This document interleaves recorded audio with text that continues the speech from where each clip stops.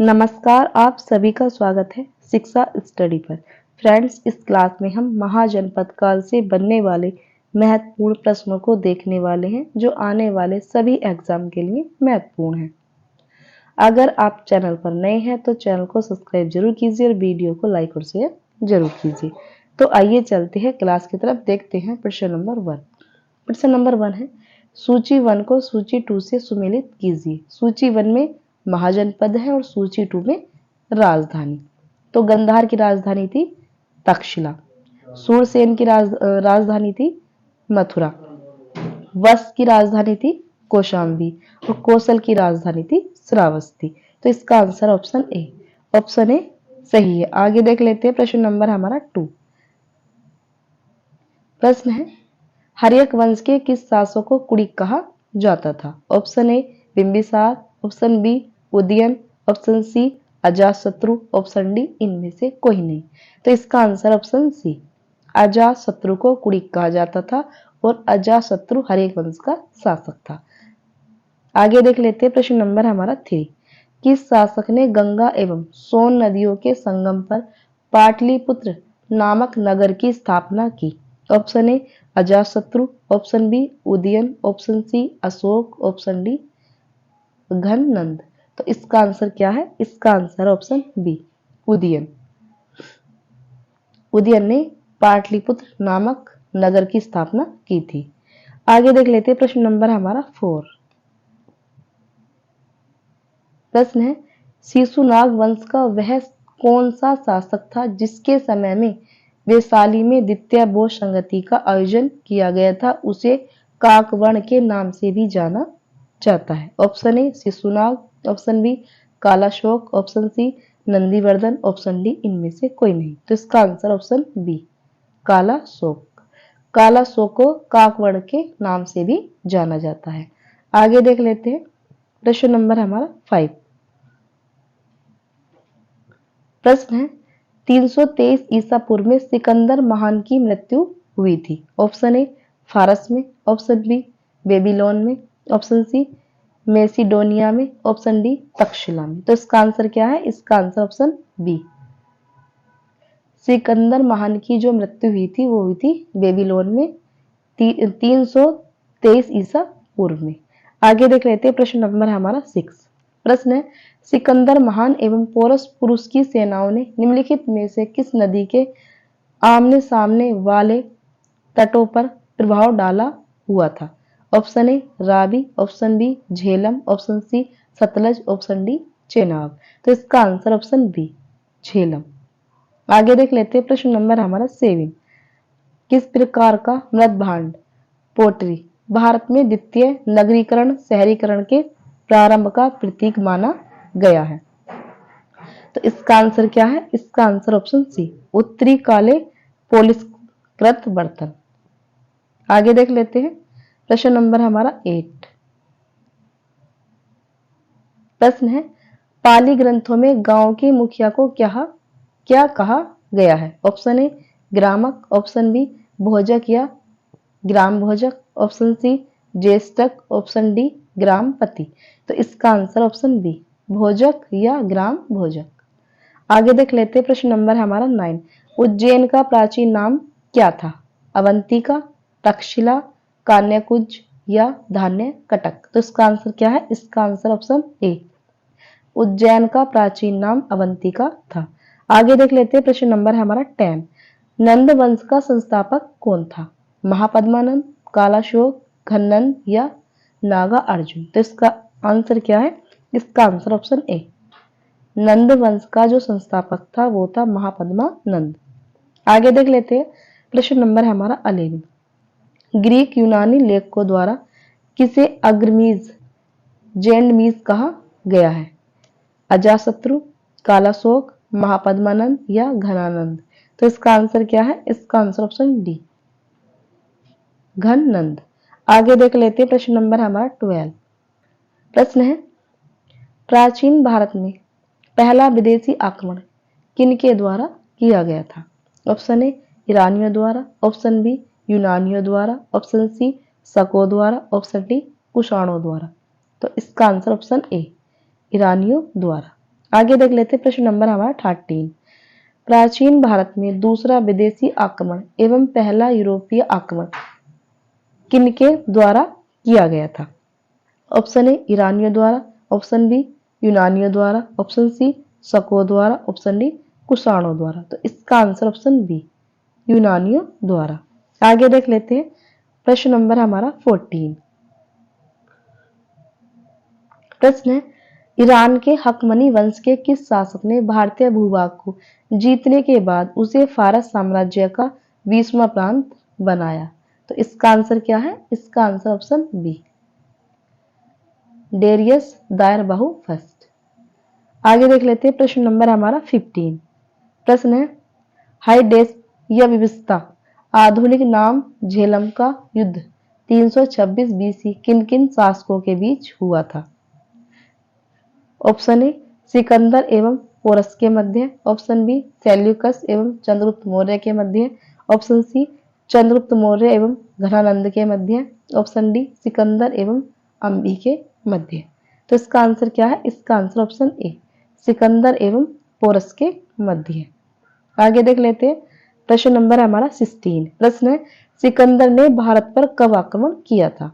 326 ईसा पूर्व में, 326 ईसा में, 323 ईसा पूर्व में, ऑप्शन डी है 323 ईसा में। तो इसका आंसर क्या है? इसका आंसर ऑप्शन ए 326 ईसा पूर्व में। आगे देख लेते हैं प्रश्न नंबर हमारा 17। प्रश्न है सूची 1 को सूची 2 के साथ सुमेलित कीजिए। सूची 1 में शासक है और सूची 2 में वंश। हर्यक वंश, कालाशोक शिशुनाग वंश और महापद्मानंद नंद वंश को बिंदुसार मौर्य। तो इसका आंसर ऑप्शन बी सही है 1 2 4 3। आगे देख लेते हैं नेक्स्ट प्रश्न हमारा 18। प्रश्न है सूची 1 को सूची 2 के साथ सुमेलित कीजिए। सूची 1 में महाजनपद है और सूची 2 में आधुनिक क्षेत्र। मगध का मैच होगा पटना व गया के जिले, बस इलाहाबाद, कौशल अवध, अवंती मालवा। तो इसका आंसर ऑप्शन ए राइट है। आगे देख लेते हैं प्रश्न नंबर हमारा 19। प्रश्न है मगध की प्रथम राजधानी कौन सी थी? पाटलिपुत्र, वैशाली, गिरिव्रज या राजगृह या चंपा। तो इसका आंसर क्या है? इसका आंसर ऑप्शन सी गिरिव्रज या राजगृह। आगे देख लेते हैं प्रश्न नंबर हमारा 20। किस शासक द्वारा सर्वप्रथम पाटलिपुत्र का राजधानी के रूप में चयन किया गया? अजातशत्रु द्वारा, कालाशोक द्वारा, उदयन द्वारा या कनिष्क द्वारा। तो इसका आंसर ऑप्शन सी उदयन द्वारा। आगे देख लेते हैं प्रश्न नंबर हमारा 21। प्रश्न है 16 महाजनपदों की सूची उपलब्ध है। महाभारत में, अंगुत्तर निकाय में या छंदोग्य उपनिषद में या संयुक्त निकाय में। तो इसका आंसर है ऑप्शन बी अंगुत्तर निकाय में। आगे देख लेते हैं प्रश्न नंबर हमारा 22। प्रश्न है निम्नलिखित में से मगध का कौन सा राजा सिकंदर महान का समकालीन था? Option A Mahapadmanand, option B Ghananand, option C Sukalp, option D Chandragupta Maurya. तो इसका आंसर ऑप्शन बी घननंद। आगे देख लेते हैं प्रश्न नंबर हमारा 23।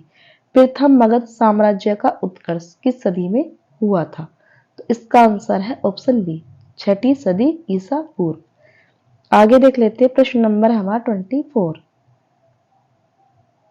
प्रश्न है सिकंदर की भारत में सफलता के निम्न कारण थे। ऑप्शन ए भारत में तब कोई केंद्रीय सत्ता नहीं थी, ऑप्शन 2 है उसकी सेना श्रेष्ठ प्रकार की थी, ऑप्शन 3 है उसे देशद्रोही भारतीय शासकों का सहयोग मिला, ऑप्शन 4 है वह एक अच्छा प्रशासक था। तो इसका आंसर ऑप्शन डी सही है। आगे देख लेते हैं प्रश्न नंबर हमारा 25। प्रश्न है सूची 1 को सूची 2 के साथ सुमेलित कीजिए तथा सूचियों के नीचे दिए गए कूट से सही उत्तर चुनिए। सूची 1 में राजा है और सूची 2 में राज्य है। प्रद्योत का मैच होगा अवंती से, उदयन का होगा वश से और प्रसेनजीत का होगा कौशल से, और अजातशत्रु का होगा मगध से। तो इसका आंसर है ऑप्शन सी। ऑप्शन सी सही है। प्रद्योत, अवंती, उदयन, बस, प्रसन्नजीत, कौशल, अजातशत्रु, मगध। आगे देख लेते हैं। प्रश्न नंबर है हमारा 26। प्रश्न है, अभिलेखीय साक्ष्य से प्रकट होता है कि नंद राजा के आदेश से एक नहर खोदी गई थी।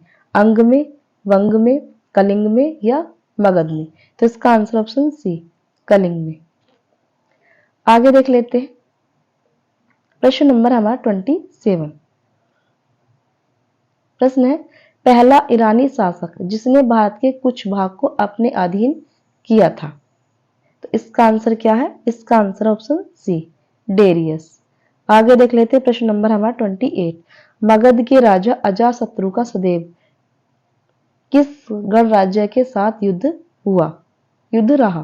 तो इसका आंसर क्या है? इसका आंसर ऑप्शन ए, बज्जी संघ वैशाली। आगे देख लेते हैं। प्रश्न नंबर हमारा 29।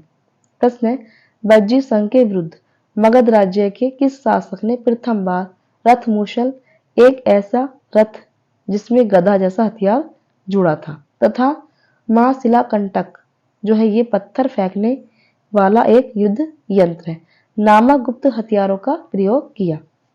Ajatashatru, option B Chandragupta Maurya, option C Kalashoka, option D Udayan.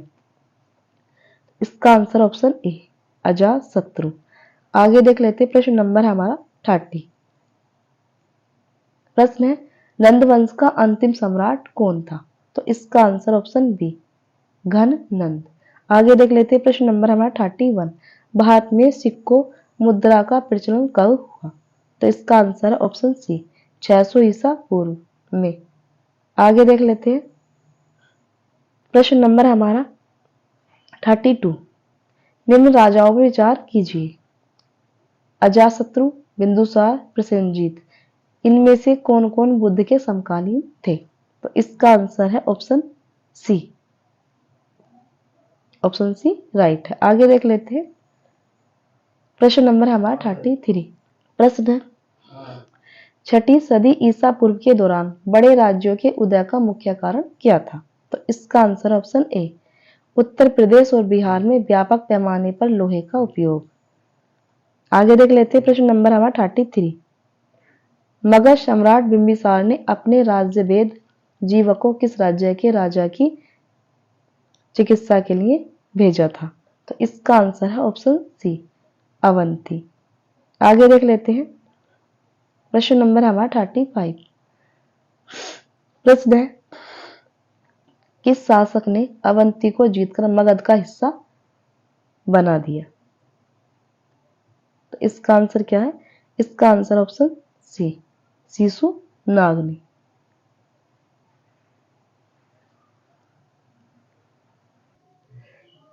प्रश्न नंबर है 35। किस शासक ने अवंती को जीतकर मगध का हिस्सा बना दिया? Option A Ajatashatru, option B Bimbisara, option C Shishunaga, option D Mahapadmananda. तो इसका आंसर ऑप्शन सी, शिशुनाग। आगे देख लेते हैं। प्रश्न नंबर हमारा 36। किस मगध सम्राट ने अंक का विलय अपने राज्य में कर लिया? बिंबिसार, अजातशत्रु, उदयन, शिशुनाग। तो इसका आंसर ऑप्शन ए, बिंबिसार। आगे देख लेते हैं। प्रश्न नंबर हमारा 37। शिशुनाग ने किस राज्य का विलय मगध साम्राज्य में नहीं किया? अवंती, बस, ए बी और दोनों, या डी काशी। तो इसका आंसर ऑप्शन डी, काशी। आगे देख लेते हैं। प्रश्न नंबर हमारा 38। प्रश्न है, काशी और लिच्छवी का विलय मगध साम्राज्य में किसने किया? बिंबिसार, अजातशत्रु, उदयन या शिशुनाग। तो इसका आंसर ऑप्शन बी, अजातशत्रु। आगे देख लेते हैं। प्रश्न नंबर हमारा 39।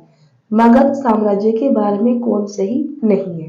पुराणों एवं महाकाव्यों के अनुसार इसकी स्थापना भरत ने की, महापद्मानंद ने इसे सर्वाधिक विस्तार प्रदान किया, और सब छत्रांतक क्षत्रियों का अंत करने वाला एवं इकराट की उपाधि धारण की।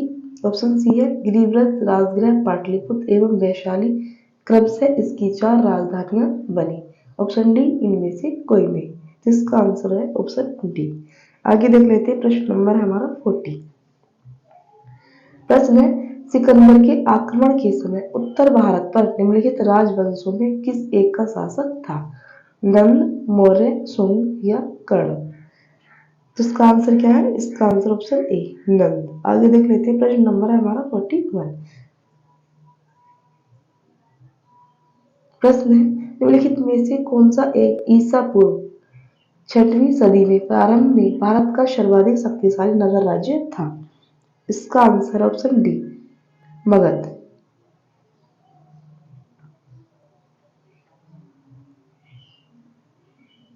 प्रश्न नंबर हमारा 42। निम्नलिखित में से कौन कौन से भारत पर ईरानी आक्रमण के प्रभाव के रूप में माना जाता है? इसका आंसर है ऑप्शन डी। ऑप्शन डी सही है। खरोष्टी लिपि का प्रचार, अभिलेख उत्कीर्ण करने की कला का प्रचार, ईरानियों की छत्र प्रणाली का प्रचार, घंटा आकार के गुंबद की कला का प्रचार, स्त्री अंग रक्षकों की नियुक्ति। आगे देख लेते हैं, प्रश्न नंबर हमारा 43। प्रश्न है, निम्न में से कौन सा एक सिकंदर के आक्रमण का प्रभाव नहीं था? तो इसका आंसर क्या है? इसका आंसर ऑप्शन डी, उसने भारत को यूनान की रियासत बनाया। आगे देख लेते हैं, प्रश्न नंबर हमारा 44।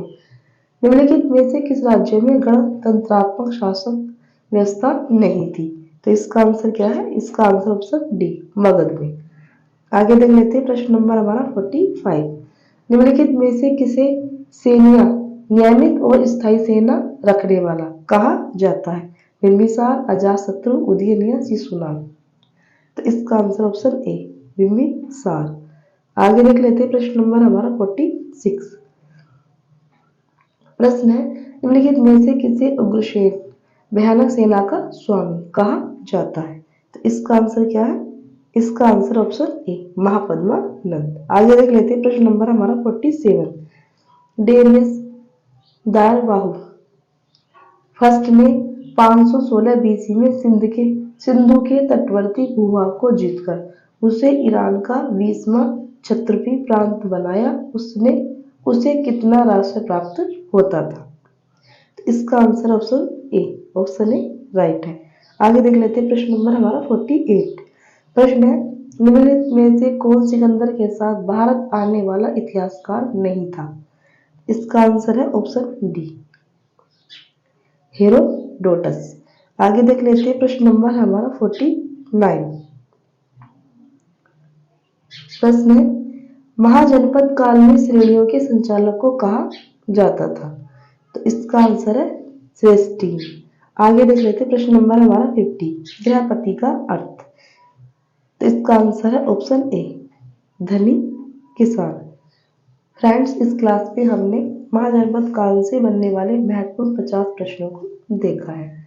अगर आप चैनल पर नए हैं तो चैनल को सब्सक्राइब जरूर कीजिए और वीडियो को लाइक और शेयर जरूर कीजिए। धन्यवाद।